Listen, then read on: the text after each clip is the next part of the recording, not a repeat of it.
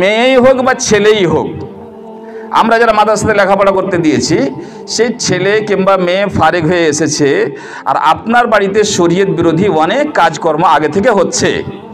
এই ছেলে বা এই মেয়ে বলল, আব্বাজি এই কাজটা করতে হয় না, আব্বাজি সুদ খেতে হয় না, আব্বা তুমি নামাজ কেন পড়ছো না, নামাজ যে পড়তে হবে, আব্বা তোমার অনেক টাকা পয়সা আছে, জাকাত কেন দিচ্ছ না, একদিন দুদিন সহ্য টহ্য করতে পারার পরে বেশি ফ্যাট করিস না, কয় হরফ শিখেছিস, কয় হরফ শিখেছিস, বেটি ফ্যাট করছিস। যদি কোনো বেদাত আর সুন্নাতের প্রসঙ্গ আসে, আর ওর দলবল সমাজে ভারী আছে, তো বলছে যে না না না জি আব্বা এটা এইভাবে করতে হয় না, এটা হাদিসে নাই, কিংবা হাদিসটা জয়ীফ আছে, হ্যাঁ একদিন থেকে সব কিছু ঠিকঠাক থাকলো, তুই 3-4 হরফ করে পড়ে আসলি, আর এখন হাদিস জয়ীফ আর এটা জয়ীফ আর ওটা জয়ীফ।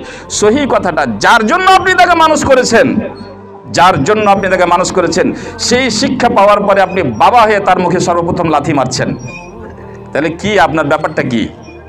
আপনার ব্যাপারটা কি? আপনি কি পাগল ছাগল, না আপনার কোনো পাকাপোক্তা প্ল্যান আছে, না টাকা বেশি হয়ে গেছে, না বাড়িতে জায়গা নাই এই জন্য আপনি এখানে মেয়েকে রেখেছেন? কোনটা আপনাকে স্থির করতে হবে।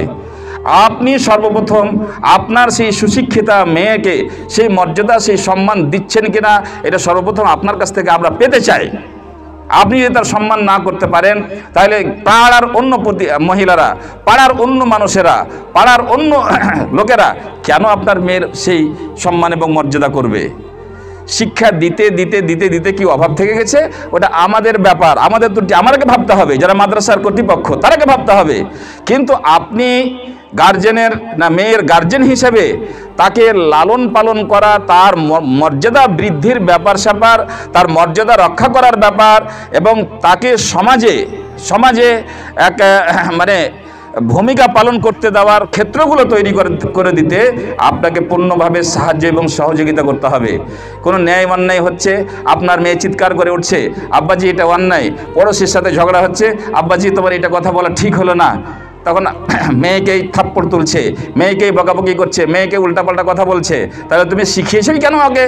তুমি যখন তার কথা সহ্য করতে পারছো না, তার হক কথাটা মেনে নিতে পারছো না, তার সত্য কথাটা মেনে নিতে পারছো না, তার কোরআন হাদিসের দলিলটা মেনে নিতে পারছো না, তাহলে তুমি কেন তাকে মানুষ করেছো? এটা আমাদের সাথে ঘটছে। কিন্তু আমরা এই কুমির কান্না কান্দি। যদি কাউকে জিজ্ঞেস করি কেন মাদ্রাসাতে ছেলে পেলে কোথায় আছে, মাদ্রাসাতে একটু মনে করলাম যে দিনী শিক্ষায় সুশিক্ষিত হবে, তা আলো হবে, আলো জ্বলবে, আমরাও জাহান্নাম থেকে বাঁচবো, সেও জাহান্নাম। মিথ্যা কথা, মিথ্যা কথা। যদি আপনার স্বভাব চরিত্র না পাল্টে, তাহলে মিথ্যা কথা বলা বন্ধ করেন। যাই হোক, এইরকমই অনেক জিনিস আজকের যুগে অন্ততপক্ষে একজন ছাত্রকে বা ছাত্রীকে মানুষ করার কয়েকটা অ্যাঙ্গেল আছে। শিক্ষক, সিলেবাস, কর্তৃপক্ষ, ম্যানেজমেন্ট, এবং তার সাথে সাথে আজকের যুগে একটা গুরুত্বপূর্ণ পাঠ হয়েছে তার গার্জেনেরা। যেহেতু মারা ধরা বন্ধ, যেহেতু মানে মন মনাহি করা বন্ধ, এখনকার যুগটা সহ্য করবে না, এই জন্য এই বোঝাটা আপনাকে বহন করতে হবে। আপনার ছেলে কি করে, আপনার মেয়ে কি করে, কর্তৃপক্ষ যেটা তার সীমার বাইরে চলে যাবে আপনাকে জানাবে, আপনাকে সঙ্গে সঙ্গে তার মানে সলিউশন বের করতে হবে। একদিন মেরেছে, দুদিন মেরেছে শিক্ষক হালকা ফুলকা, তারপরও পড়া করে না, 7 দিন পরও পড়া শোনে না, 3 দিন পরও পড়া শোনে না, আপনাকে ইনফর্ম করছেন, আপনি এসে মেয়ের গালে দুটো থাপ্পড় মারেন, তাই না? পড়ছে না কেন? আমি থাপ্পড় মারতে গেলে দোষী হয়ে যাচ্ছি, আপনি বাবা হয়ে তাকে দুটো থাপ্পড় মারতে পারেন না? খালি কি খাবি, কি খেয়েছিস, ঝুড়ি খাবি না লাড়ু খাবি না ছানা জিলাপি ভালো লাগছে, হ্যাঁ করতে লাগলো, চলো বাড়ি, মাওলানা সাহেব একটু ছুটি দিয়ে দেন, কি সব এই করে ছেলে মানুষ করবেন? কিছু রুলসের কথা বলছেন, নিয়মের কথা বলছিলেন।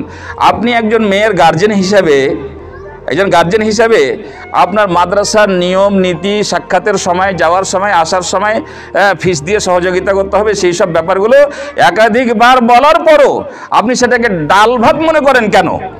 ডাল ভাত মনে করেন কেন?